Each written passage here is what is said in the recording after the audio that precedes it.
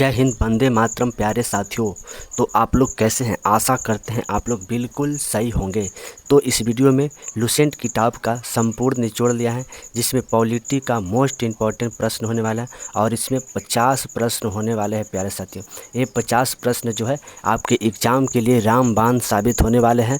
तो आप इस वीडियो में लास्ट तक बने रहें, जिससे आप जिस भी एग्ज़ाम की तैयारी कर रहे हैं उस एग्ज़ाम में आप एक भी प्रश्न एकदम बिल्कुल नहीं छोड़ के आएँ। आज आप सभी प्रश्नों को जो है वह निस्तेनाबूद करके आए प्यारे साथियों। ठीक है, तो चलिए हम लोग इस वीडियो को स्टार्ट करते हैं और फर्स्ट नंबर प्रश्न पर ध्यान देंगे। तो यहाँ पे फर्स्ट नंबर प्रश्न में कह रहा है, कौन सा अनुच्छेद 6 से 14 वर्ष के बच्चों को निःशुल्क शिक्षा प्रदान करता है? तो कौन सा अनुच्छेद जो है वह 6 से 14 वर्ष के बच्चों को जो है वह निःशुल्क शिक्षा प्रदान करेगा? तो इस प्रश्न का बिल्कुल राइट आंसर हो जाएगा ऑप्शन नंबर ए, अनुच्छेद 21 का जो है वह 6 से 14 वर्ष के बच्चों को जो है वह निःशुल्क शिक्षा जो है प्रदान करता है प्यारे साथियों। और यह किस संविधान संशोधन के तहत जोड़ा गया है? तो यह 86वें संविधान संशोधन 2002 के तहत जो है इस प्रावधान को जो है वह जोड़ा गया है प्यारे साथियों। ठीक है, और इसे मौलिक अधिकार में रखा गया है। तो चलिए हम लोग यहाँ पे आगे बढ़ते हैं और प्रश्न नंबर हम लोग यहाँ पे दो को देखेंगे। तो यहाँ पे प्रश्न में कह रहा है, निम्नलिखित में से किस अनुच्छेद के तहत राष्ट्रपति पर महाभियोग लगाया जाता है? तो किस अनुच्छेद के तहत जो है वह राष्ट्रपति पर महाभियोग लगा सकता है? तो इस प्रश्न का बिल्कुल राइट आंसर हो जाएगा ऑप्शन नंबर, जो कि ये हो जाएगा अनुच्छेद 61 के तहत जो है वह राष्ट्रपति पर महाभियोग लगा सकता है प्यारे साथियों। ठीक है, राष्ट्रपति शपथ किस अनुच्छेद के तहत लेते हैं? तो अनुच्छेद 60 के तहत जो है वह राष्ट्रपति शपथ लेते हैं प्यारे साथियों। ठीक है, तो राष्ट्रपति का पद के बारे में किस अनुच्छेद के तहत चर्चा है? राष्ट्रपति के पद के बारे में तो अनुच्छेद 52 के तहत जो है वह राष्ट्रपति के पद के बारे में चर्चा है। यहाँ पे देखिए ऑप्शन नंबर सी में दिया हुआ है अनुच्छेद 72। तो यहाँ पे राष्ट्रपति जो है वह क्षमादान की शक्ति क्षमादान की जो शक्ति है वह राष्ट्रपति 72 के तहत जो है वह क्षमादान को माफ़ कर सकते हैं प्यारे साथियों। ठीक है, तो चलिए हम लोग यहाँ पे आगे बढ़ते हैं और प्रश्न नंबर 3 पर ध्यान देंगे। निम्नलिखित में से महाधिवक्ता नियुक्त कौन करता है? तो महाधिवक्ता को कौन नियुक्त करेगा? तो इस प्रश्न का राइट आंसर हो जाएगा ऑप्शन नंबर बी, राज्यपाल जो है वह राज्य के लिए महाधिवक्ता को नियुक्त करेंगे प्यारे साथियों। और यह महाधिवक्ता जो है वह अनुच्छेद 165 के तहत जो है वह महाधिवक्ता के बारे में चर्चा है प्यारे साथियों। ठीक है, यहाँ पे देखिए सर्वोच्च न्यायालय दिया हुआ है, तो सर्वोच्च न्यायालय जो है वह 124 अनुच्छेद के तहत जो है वह चर्चा है, 124 अनुच्छेद के तहत जो है वह चर्चा है प्यारे साथियों। ठीक है, तो चलिए हम लोग यहाँ पे आगे बढ़ते हैं और प्रश्न नंबर 4 पर ध्यान देंगे। तो प्रश्न में दिया हुआ है, निम्नलिखित में से किस देश में दोहरी नागरिकता है? तो कौन सा देश में जो है वह दोहरी नागरिकता है, ऑप्शन के अनुसार बताना है। तो इस प्रश्न का बिल्कुल राइट आंसर हो जाएगा ऑप्शन नंबर डी, यूएसए यानी कि अमेरिका में जो है वह दोहरी नागरिकता है प्यारे साथियों। ठीक है, लेकिन ब्रिटेन में जो है वह एकल नागरिकता है प्यारे साथियों। ठीक है, तो चलिए हम लोग यहाँ पे आगे बढ़ेंगे और प्रश्न नंबर 5 पर ध्यान देंगे। निम्नलिखित में से किस अनुच्छेद के तहत नए राज्य का निर्माण एवं वर्तमान क्षेत्रों में सीमाओं के नाम में परिवर्तन का अधिकार है? तो किस अनुच्छेद के तहत जो है वह नए राज्य का निर्माण कर सकता है और वर्तमान राज्यों में क्षेत्रफल के सीमाओं में और नाम भी परिवर्तन कर सकता है? तो इस प्रश्न का बिल्कुल राइट आंसर हो जाएगा, जो कि ऑप्शन नंबर बी हो जाएगा प्यारे साथियों। अनुच्छेद जो है वह 3 के तहत जो है वह नए राज्य का निर्माण और उसके क्षेत्रफल और नाम में परिवर्तन कर सकता है प्यारे साथियों। ठीक है, और यह किसके अधिकार है जो ये कर सकता है? तो यह संसद को अधिकार है। संसद को जो अधिकार है यह नए राज्य का निर्माण और उसके क्षेत्रफल और नाम में परिवर्तन कर सकता है। तो चलिए हम लोग यहाँ पे आगे बढ़ेंगे और प्रश्न नंबर जो है हम लोग 6 पर ध्यान देंगे। निम्नलिखित में से अब तक प्रस्तावना में कितने बार संशोधन किए जा गए हैं? तो अब तक प्रस्तावना में जो है वह कितने बार संशोधन किए गए हैं? यह प्रश्न जो है वह VVI प्रश्न है प्यारे साथियों, एग्जाम में पूछे गए सवाल है। तो अब तक प्रस्तावना में जो है वह 1 बार संशोधन किए गए हैं प्यारे साथियों। ठीक है, तो इस प्रश्न का बिल्कुल राइट आंसर हो जाएगा ऑप्शन नंबर ए, प्रस्तावना में जो है वह 1 बार संशोधन किए गए हैं। ठीक है, और यह सब संशोधन कब किए गए थे? तो 42वें संविधान संशोधन 1976 में जो है वह प्रस्तावना में संशोधन किए गए थे प्यारे साथियों। ठीक है, तो चलिए हम लोग यहाँ पे आगे बढ़ते हैं और प्रश्न नंबर 7 पर ध्यान देंगे। यहाँ पे प्रश्न में दिया हुआ है, किस संविधान संशोधन के तहत राष्ट्रीय पिछड़ा वर्ग को संवैधानिक दर्जा प्रदान हुआ? तो राष्ट्रीय पिछड़ा वर्ग को जो है वह संवैधानिक दर्जा प्रदान हुआ, वह किस संविधान संशोधन के तहत? तो इस प्रश्न का राइट आंसर हो जाएगा ऑप्शन नंबर डी हो जाएगा। जो 102वां संविधान संशोधन के तहत जो है वह राष्ट्रीय पिछड़ा वर्ग को जो है वह संवैधानिक दर्जा प्राप्त हुआ था प्यारे साथियों। ठीक है, यहाँ पे देखिए 101वां संविधान संशोधन दिया हुआ है, तो इसके साथ GST जो है इसको लागू किया गया था प्यारे साथियों। ठीक है, तो चलिए हम लोग यहाँ पे आगे बढ़ते हैं और प्रश्न नंबर 8 पर ध्यान देंगे। तो यहाँ पे प्रश्न में दिया हुआ है हैदराबाद को भारत में मिलाने के लिए कौन सा ऑपरेशन चलाया गया था? तो हैदराबाद को जो है वह भारत में मिलाने के लिए है कौन सा ऑपरेशन चलाया गया था? तो इस प्रश्न का राइट आंसर हो जाएगा ऑप्शन नंबर सी हो जाएगा प्यारे साथियों। ऑपरेशन पोलो जो है वह हैदराबाद को जो है वह मिलाने के लिए भारत में चलाया गया था। चलिए, तो यह कब चलाया गया था? तो 1948 ईस्वी में जो है वह ऑपरेशन पोलो को चलाया गया था प्यारे साथियों। ठीक है, यहाँ पे देखिए ऑप्शन नंबर ए में दिया हुआ है ऑपरेशन फ्लड। तो ऑपरेशन फ्लड जो है वह श्वेत क्रांति से संबंधित है प्यारे साथियों। ठीक है, ऑपरेशन फ्लड। तो चलिए हम लोग यहाँ पे आगे बढ़ते हैं और प्रश्न नंबर 9 पर ध्यान देंगे। भारतीय संविधान की अंतिम बैठक कब हुई थी? तो भारतीय संविधान की जो है वह अंतिम बैठक कब हुई थी? तो इस प्रश्न का राइट आंसर हो जाएगा ऑप्शन नंबर जो कि बी हो जाएगा प्यारे साथियों। 24 जनवरी 1950 को जो है वह भारतीय संविधान की अंतिम बैठक हुई थी और इसी बैठक के समय जो कि राष्ट्रपति को चुना गया था। और राष्ट्रपति कौन बने थे? तो राजेंद्र प्रसाद जो कि राष्ट्रपति बने थे प्यारे साथियों। ठीक है, तो चलिए हम लोग यहाँ पे आगे बढ़ते हैं और प्रश्न नंबर 10 को देखेंगे। तो यहाँ पे प्रश्न में दिया हुआ है भारतीय संविधान में राष्ट्रीय ध्वज को कब अपनाया गया? तो राष्ट्रीय ध्वज को जो है वह कब अपनाया गया है? तो इस प्रश्न का राइट आंसर हो जाएगा ऑप्शन नंबर ए हो जाएगा। 22 जुलाई 1947 को जो है वह राष्ट्रीय ध्वज को अपनाया गया था प्यारे साथियों। ठीक है, तो हम लोग यहाँ पे आगे बढ़ते हुए और प्रश्न नंबर 11 पर ध्यान देंगे। भारतीय संविधान में किस संशोधन द्वारा मणिपुर, कोंकणी और नेपाली भाषा को जोड़ा गया था? तो मणिपुर, कोंकणी और नेपाली भाषा को जो है वह किस संविधान संशोधन के तहत जोड़ा गया है? तो इस प्रश्न का बिल्कुल राइट आंसर हो जाएगा ऑप्शन नंबर ए। 71वें संविधान संशोधन के तहत जो है वह मणिपुर, कोंकणी और नेपाली भाषा को जोड़ा गया था। और यह 71वें संविधान संशोधन कब हुआ था? तो 1992 ईस्वी में जो हुआ था प्यारे साथियों 71वें संविधान संशोधन, जिसमें मणिपुर, कोंकणी और नेपाली भाषा को जोड़ा गया था। ठीक है, सिंधी भाषा को कब जोड़ा गया था? तो सिंधी भाषा को जो है यह 21वें संविधान संशोधन के तहत जो है वह सिंधी भाषा को जोड़ा गया था प्यारे साथियों। ठीक है, तो हम लोग यहाँ पे आगे बढ़ेंगे और प्रश्न नंबर हम लोग जो कि 12 पर ध्यान देंगे। मूल संविधान में कुल कितने भाषाओं को दर्जा मिला है? तो मूल संविधान में जो है वह कुल कितने भाषाओं को दर्जा मिला था? तो मूल संविधान में जो है कुल 14 भाषा को जो है वह दर्जा मिला था प्यारे साथियों। ठीक है, तो वर्तमान समय में भी कुल कितने भाषाओं को दर्जा मिला है? तो 22 भाषा का जो है वह दर्जा मिला है प्यारे साथियों वर्तमान समय में। अगर बोले मूल संविधान में तो मूल संविधान में 14 भाषा को दर्जा मिला था। तो हम लोग यहाँ पे आगे बढ़ेंगे और प्रश्न नंबर 13 पर ध्यान देंगे। तो संविधान सभा के कार्रवाई में जवाहरलाल नेहरू द्वारा उद्देश्य प्रस्ताव को कब प्रारंभ किया गया था? तो उद्देश्य प्रस्ताव जवाहरलाल नेहरू द्वारा कब लाया गया था? तो इस प्रश्न का बिल्कुल राइट आंसर हो जाएगा ऑप्शन नंबर ए। 13 दिसंबर 1946 ईस्वी को जो है वह जवाहरलाल नेहरू द्वारा उद्देश्य प्रस्ताव को लाया गया था प्यारे साथियों। ठीक है, तो हम लोग यहाँ पे आगे बढ़ते हुए प्रश्न नंबर 14 पर ध्यान देंगे। तो निम्नलिखित में से किस अनुसूची के तहत अनुसूचित क्षेत्र और अनुसूचित जनजाति की प्रशासन और नियंत्रण के बारे में उल्लेखित है?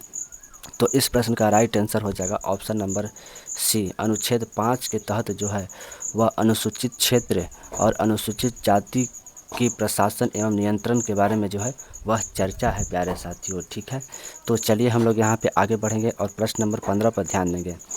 यहाँ पे प्रश्न नंबर 15 में बोल रहा है किस संविधान संशोधन के तहत दिल्ली को राष्ट्रीय राजधानी क्षेत्र का दर्जा दिया गया?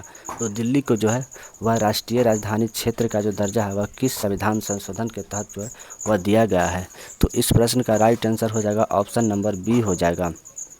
69वां संविधान संशोधन के तहत जो है वह दिल्ली को दिल्ली को जो है वह राष्ट्रीय राजधानी क्षेत्र के रूप में जो है वह दर्जा दिया गया था प्यारे साथियों। ठीक है, तो हम लोग यहाँ पे आगे बढ़ेंगे और प्रश्न नंबर जो है हम लोग 16 पर ध्यान देंगे। तो यहाँ पे प्रश्न में दिया हुआ है, निम्नलिखित में से किस संविधान संशोधन के तहत समाजवादी, पंथ निरपेक्ष और राष्ट्रीय अखंडता की जोड़ा गया है।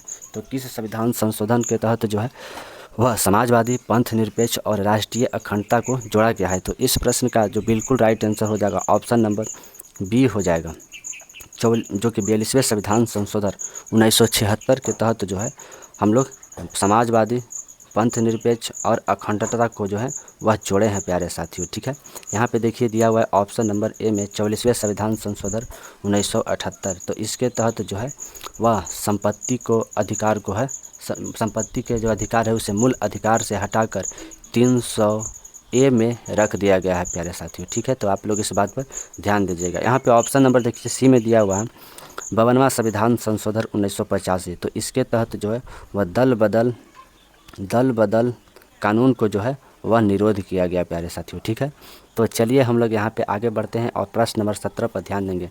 सर्वोच्च न्यायालय एक अभिलेख न्यायालय है, किस अनुच्छेद के तहत कहा गया है।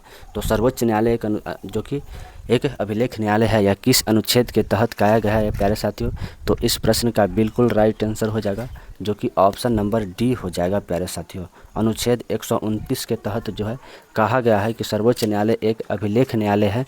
ठीक है प्यारे साथियों, तो सर्वोच्च न्यायालय की चर्चा किस अनुच्छेद के तहत है।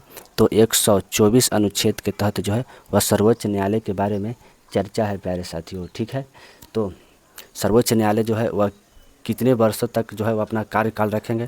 तो 65 वर्ष तक जो है वह अपना कार्यकाल को जारी रखेंगे प्यारे साथियों। और सर्वोच्च न्यायालय के मुख्य न्यायाधीश को जो है वह कौन नियुक्त करता है। तो राष्ट्रपति जो है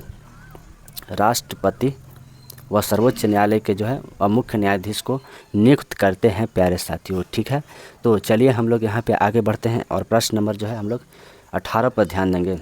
भारतीय संसदीय काल में शून्यकाल की शुरुआत कब हुई थी। तो भारतीय संसदीय काल में जो है वह शून्यकाल की शुरुआत कब हुई थी। तो इस प्रश्न का राइट आंसर हो जाएगा ऑप्शन नंबर बी, 1962 में जो है वह भारतीय संसदीय काल में शून्यकाल की शुरुआत हुई थी प्यारे साथियों। ठीक है, और शून्यकाल जो है वह 12 से 1 के बीच में जो है वह शून्यकाल चलता है।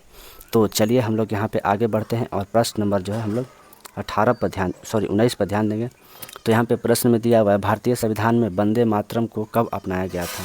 तो भारतीय संविधान में जो है वह वंदे मातरम को जो है वह कब अपनाया गया था। तो इस प्रश्न का राइट आंसर हो जाएगा ऑप्शन नंबर ए, 24 जनवरी 1950 को जो है वह वंदे मातरम को अपनाया गया था प्यारे साथियों। ठीक है, यहाँ पे देखिए ऑप्शन नंबर बी में दिया हुआ है 26 जनवरी 1950। तो 26 जनवरी 1950 को जो है वह जन गण मन को जो है वह अपनाया गया था प्यारे साथियों। ठीक है, तो चलिए हम लोग यहाँ पे आगे बढ़ेंगे और प्रश्न नंबर जो है हम लोग 20 पर ध्यान देंगे। तो यहाँ पे प्रश्न में दिया हुआ है, भारतीय संविधान का संचित निधि किस अनुच्छेद के तहत आता है। तो भारतीय संविधान का जो संचित निधि है वह किस अनुच्छेद के तहत आएगा। तो इस प्रश्न का बिल्कुल राइट आंसर हो जाएगा फ्रेंड्स, जो कि अनुच्छेद 266 के तहत जो है वह संचित निधि के बारे में जो है वह चर्चा है प्यारे साथियों। ठीक है, तो हम लोग यहाँ पे आगे बढ़ते हुए प्रश्न नंबर जो है हम लोग 21 पर ध्यान देंगे। तो प्रश्न में कह रहा है, ग्राम राज्य के माध्यम से राम राज्य के बारे में किसने कहा। तो ग्राम राज्य के माध्यम से जो है वह राम राज्य के बारे में किसने कहा है प्यारे साथियों। तो इस प्रश्न का बिल्कुल राइट आंसर हो जाएगा, जो कि ऑप्शन नंबर ए हो जाएगा, जो कि ग्राम राज्य के माध्यम से राम राज्य के बारे में जो है वह महात्मा गांधी के बारे में बोला गया था प्यारे साथियों। ठीक है, तो हम लोग यहाँ पे आगे बढ़ेंगे और प्रश्न नंबर 22 पर ध्यान देंगे। सर्वोच्च न्यायालय द्वारा कितने प्रकार जो रिट को जारी कर सकता है। रिट यहाँ पे होगा, सर्वोच्च न्यायालय द्वारा कितने प्रकार को रिट को जारी किया जा सकता है। तो हम लोग जो है वह रिट को कितने प्रकार से जारी कर सकते हैं। तो 5 प्रकार के जो है वह रिट को हम लोग जारी कर सकते हैं प्यारे साथियों। ठीक है, यह अनुच्छेद 32 के तहत जो है वह सर्वोच्च न्यायालय में हम लोग 5 प्रकार के रिट को जारी कर सकते हैं प्यारे साथियों। ठीक है, तो इस प्रश्न का बिल्कुल राइट आंसर हो जाएगा ऑप्शन नंबर डी। ठीक है, तो चलिए हम लोग यहाँ पे आगे बढ़ते हैं और प्रश्न नंबर जो है हम लोग 23 पर ध्यान देंगे। भारतीय संविधान के अनुच्छेद 21 के अनुसार प्राण और दैहिक स्वतंत्रता का संरक्षण संदर्भित है। तो 21 के अनुसार जो है वह प्राण एवं दैहिक स्वतंत्रता का जो है वह संरक्षण जो है संदर्भित है। तो यहाँ पे इस प्रश्न का बिल्कुल राइट आंसर हो जाएगा ऑप्शन नंबर जो कि सी हो जाएगा, ठीक है। जो कि 21 के तहत जो है वह प्राण एवं दैहिक स्वतंत्रता का संदर्भ जो है वह भारतीय नागरिक के मूल अधिकार में जो है वह संदर्भित है प्यारे साथियों, ठीक है। और यह मूल अधिकार जो है 12 से 35 तक जो है वह मूल अधिकार के बारे में चर्चा है प्यारे साथियों, ठीक है। तो चलिए हम लोग यहाँ पे आगे बढ़ेंगे और प्रश्न नंबर जो है हम लोग 24 पर ध्यान देंगे। मूल अधिकारों का संरक्षण किसको कहा जाता है? तो मूल अधिकारों का जो संरक्षक है हम लोग किसे कहते हैं? तो इस प्रश्न का राइट आंसर हो जाएगा जो कि ऑप्शन नंबर सी हो जाएगा। सर्वोच्च न्यायालय और उच्च न्यायालय को जो है वो हम लोग जो है वह मूल अधिकारों का संरक्षण कहते हैं प्यारे साथियों, ठीक है। सर्वोच्च न्यायालय में जो है वह अनुच्छेद 32 के तहत जो है 5 प्रकार का रिट जारी कर सकते हैं प्यारे साथियों, जिससे हम लोगों को मूल अधिकारों का कोई भी जो कि है अति नहीं कर सकता है। तो चलिए हम लोग यहाँ पे आगे बढ़ते हैं और प्रश्न नंबर जो है हम लोग 25 पर ध्यान देंगे। मूल अधिकार निलंबन किए जा सकते हैं, तो मूल अधिकार को निलंबित कौन कर सकता है? तो इस प्रश्न का राइट आंसर हो जाएगा ऑप्शन नंबर जो कि बी हो जाएगा। राष्ट्रपति जो है वह मूल अधिकार को निलंबन कर सकता है प्यारे साथियों, ठीक है। और इसमें 20 और 21 जो है वह निलंबित नहीं होता है। आपातकाल लागू करने के बाद भी जो है यह अनुच्छेद जो है वह निलंबित नहीं होता है। तो चलिए हम लोग यहाँ पे 26 नंबर प्रश्न पर ध्यान देंगे। संविधान के लागू होते समय कितने मूल अधिकार थे? तो संविधान को जब लागू हो रहा था तो उस समय जो है वह मूल अधिकारों की संख्या कितनी थी प्यारे फ्रेंड्स? तो यहाँ पे इस प्रश्न का बिल्कुल राइट आंसर हो जाएगा जो कि ऑप्शन नंबर बी हो जाएगा, ठीक है। जब संविधान लागू हो रहा था तो उस समय जो है वह मूल अधिकारों की संख्या जो है वह 7 थी प्यारे फ्रेंड्स, ठीक है। तो इसे 42वें संविधान संशोधन 1976 के द्वारा जो है वह संपत्ति को अधिकार को जो है वह मूल अधिकार से हटा दिया गया प्यारे साथियों, ठीक है। तो अभी वर्तमान समय में मूल अधिकार कितने हैं? तो मूल अधिकार की संख्या भी वर्तमान समय में 6 है, ठीक है। तो चलिए हम लोग यहाँ पे आगे बढ़ते हैं और प्रश्न नंबर 27 पर ध्यान देंगे। तो भारत में पहली बार सिविल सेवा परीक्षा कब आयोजित किया गया था? तो भारत में जो है पहली बार सिविल सेवा परीक्षा जो है 1922 ईस्वी में जो है वह आयोजित किया गया था प्यारे साथियों, ठीक है। तो आप लोग इस बात पर ध्यान दीजिएगा। तो चलिए हम लोग यहाँ पे आगे बढ़ते हैं और प्रश्न नंबर 28 पर ध्यान देंगे। किस संविधान संशोधन द्वारा राजनीतिक दल को संविधान में शामिल किया गया? तो किस संविधान संशोधन द्वारा जो है वह राजनीतिक दल को संविधान में शामिल किया गया? यह प्रश्न बहुत ही इम्पोर्टेंट है प्यारे साथियों, ठीक है। तो आप लोग इसे ज़रूर से ज़रूर ध्यान दें। तो इस प्रश्न का राइट आंसर हो जाएगा जो कि ऑप्शन नंबर ए हो जाएगा, जो कि 52वां संविधान संशोधन 1985 में जो है वह राजनीतिक दल को संविधान में जो है वह शामिल किया गया प्यारे साथियों, ठीक है। तो चलिए हम लोग यहाँ पे आगे बढ़ेंगे और प्रश्न नंबर जो है 29 पर ध्यान देंगे। तो यहाँ पे प्रश्न में कह रहा है भारतीय संविधान में राज्यपाल का जो है पद किस देश से लिया गया है? तो इस प्रश्न का राइट आंसर हो जाएगा फ्रेंड्स जो कि ऑप्शन नंबर ए हो जाएगा। कनाडा देश से जो है हम लोग राज्यपाल का पद लिए हैं प्यारे साथियों, ठीक है। यहाँ पे देखिए ऑप्शन नंबर बी में दिया हुआ है ब्रिटेन। तो ब्रिटेन से हम लोग क्या लिए हैं? तो ब्रिटेन से जो है हम लोग नागरिकता लिए हैं। नागरिकता को जो है हम लोग ब्रिटेन के संविधान से लिए हैं प्यारे साथियों, ठीक है। यूएसए से हम लोग क्या लिए हैं? तो यूएसए से हम लोग जो है वह हम लोग सर्वोच्च न्यायालय लिए हैं। सर्वोच्च न्यायालय को जो हम लोग यूएसए के संविधान से लिए हैं। मौलिक अधिकार को हम लोग हम लोग यूएसए के संविधान से लाए हैं, ठीक है। तो चलिए हम लोग यहाँ पे आगे बढ़ते हैं और प्रश्न नंबर 30 पर ध्यान देंगे। मंडल आयोग को कब लागू किया गया था? तो यहाँ पे देखिए लागू करने की बात किया जा रहा है, ठीक है। तो मंडल आयोग को जो है वह कब लागू किया गया था? तो इस प्रश्न का राइट आंसर हो जाएगा ऑप्शन नंबर ए। 1990 में जो है वह मंडल आयोग को लागू कर दिया गया था प्यारे साथियों, ठीक है। तो चलिए हम लोग यहाँ पे 32 नंबर प्रश्न पर ध्यान देंगे। राज्यपाल के अध्यादेश की चर्चा किस अनुच्छेद के तहत है? तो राज्यपाल जो है वह अपना अध्यादेश किस अनुच्छेद के तहत जो है वह लागू कर सकते हैं? तो इस प्रश्न का राइट आंसर हो जाएगा ऑप्शन नंबर ए हो जाएगा। अनुच्छेद 213 के तहत जो है वह राज्यपाल अपने अध्यादेश को जारी कर सकता है प्यारे साथियों, ठीक है। तो राज्यपाल जो है अपने 213 अनुच्छेद के तहत जो है वह अध्यादेश को जारी करेगा। तो राष्ट्रपति जो है किस अनुच्छेद के तहत जो है अपना अध्यादेश को जारी करते हैं? तो राष्ट्रपति जो है वह 123 अनुच्छेद के तहत जो है वह अपना अध्यादेश को जारी करते हैं प्यारे साथियों, ठीक है। तो चलिए हम लोग यहाँ पे 33 नंबर प्रश्न पर ध्यान देंगे। तो यहाँ पे प्रश्न में कह रहा है संयुक्त अधिवेशन की चर्चा किस अनुच्छेद के तहत है? तो संयुक्त अधिवेशन की जो चर्चा है यह किस अनुच्छेद के तहत के बारे में कहा गया है? तो यहाँ पे अनुच्छेद 108 के तहत जो है वह संयुक्त अधिवेशन के बारे में चर्चा है प्यारे साथियों, ठीक है। और यह अधिवेशन जो है वह राष्ट्रपति बुलाते हैं। कौन बुलाते हैं? तो राष्ट्रपति जो है वह संयुक्त अधिवेशन की चर्चा करते हैं प्यारे साथियों, ठीक है। धन विधेयक की चर्चा किस अनुच्छेद के तहत है? तो 112 अनुच्छेद के तहत जो है वह धन विधेयक के बारे में चर्चा है। तो चलिए हम लोग यहाँ पे आगे बढ़ेंगे और प्रश्न नंबर 34 पर ध्यान देंगे। जिला में निर्वाचन का दायित्व किसके ऊपर रहता है? तो जिला में जो है वह निर्वाचन का जो दायित्व है वह किसके ऊपर रहेगा? तो इस प्रश्न का बिल्कुल राइट आंसर हो जाएगा ऑप्शन नंबर ए, जो डीएम है। डीएम के साथ जो है वह जिला में निर्वाचन का जो दायित्व होता है वह डीएम का होता है प्यारे साथियों, ठीक है।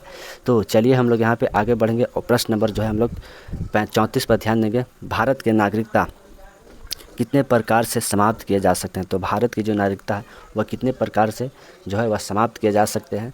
तो इस प्रश्न का राइट आंसर हो जाएगा ऑप्शन नंबर जो कि ए हो जाएगा। भारत की जो नागरिकता है वह 3 प्रकार से जो है वह समाप्त किए जा सकते हैं, ठीक है। तो यहाँ पे पहला नंबर जो कि आप अगर देश में जो है वह ख़राब काम करते हैं तो आपको नागरिकता समाप्त कर दिया जाएगा। दूसरा जो कि आप लोग विदेश में जाकर अगर आप लोग नागरिकता ले लेते हैं तो आपको जो है वह नागरिकता को जो है वह समाप्त कर दिया जाएगा प्यारे साथियों, ठीक है। तो भारत में जो है नागरिकता प्रदान की जा सकती है वह कितने प्रकार के? तो 5 प्रकार से जो है वह भारत में नागरिकता को प्रदान किया जा सकता है प्यारे साथियों, ठीक है। तो चलिए हम लोग यहाँ पे आगे बढ़ेंगे और प्रश्न नंबर 35 पर ध्यान देंगे। तो निम्नलिखित में से कौन अपने पद की शपथ नहीं लेता है? तो अपने पद की जो है वह शपथ नहीं लेगा, तो इस ऑप्शन के अनुसार बताना है। तो इस प्रश्न का राइट आंसर हो जाएगा ऑप्शन नंबर जो कि सी हो जाएगा। स्पीकर जो होता है वह अपने पद की शपथ नहीं लेता है, लेकिन राष्ट्रपति, यहाँ पे देखिए उपराष्ट्रपति और प्रधानमंत्री, ये तीनों जो हैं वह अपने पद की शपथ लेंगे प्यारे साथियों, ठीक है। तो यहाँ पे देखिए राष्ट्रपति को शपथ कौन दिलाता है? तो राष्ट्रपति का जो शपथ जो है वह सर्वोच्च न्यायालय के मुख्य न्यायाधीश जो है वह शपथ दिलाते हैं प्यारे साथियों, ठीक है। उपराष्ट्रपति को शपथ कौन दिलाते हैं? तो उपराष्ट्रपति को जो शपथ है वह राष्ट्रपति दिलाते हैं प्यारे साथियों, ठीक है। प्रधानमंत्री को शपथ कौन दिलाते हैं? तो प्रधानमंत्री का शपथ जो है वह राष्ट्रपति दिलाते हैं। तो चलिए हम लोग यहाँ पे आगे बढ़ते हैं और प्रश्न नंबर 36 पर ध्यान देंगे। तो यहाँ पे प्रश्न में कह रहा है लोकसभा का अध्यक्ष अपना त्याग पत्र किसे देता है? तो लोकसभा का जो अध्यक्ष है वो अपना त्याग पत्र किसे देगा? तो इस प्रश्न का राइट आंसर हो जाएगा ऑप्शन नंबर डी हो जाएगा। जो लोकसभा के जो उप अध्यक्ष होते हैं उन्हें जो है अपना लोकसभा अध्यक्ष जो है अपना त्याग पत्र दे सकते हैं प्यारे साथियों, ठीक है। लोकसभा की चर्चा किस अनुच्छेद के तहत है? तो अनुच्छेद 81 के तहत जो है लोकसभा के बारे में चर्चा है प्यारे साथियों, ठीक है। और इस लोकसभा को हम लोग युवाओं का सदन के रूप में जानते हैं। युवाओं का सदन जो हम लोग किसे कहते हैं? तो लोकसभा के जो है हम लोग युवाओं का सदन के बारे में चर्चा है प्यारे साथियों, ठीक है। तो प्यारे साथियों आप लोगों को यह वीडियो कैसा लगा? पसंद आया तो आप लाइक, शेयर एंड सब्सक्राइब करना बिल्कुल मत भूलें प्यारे साथियों, ठीक है।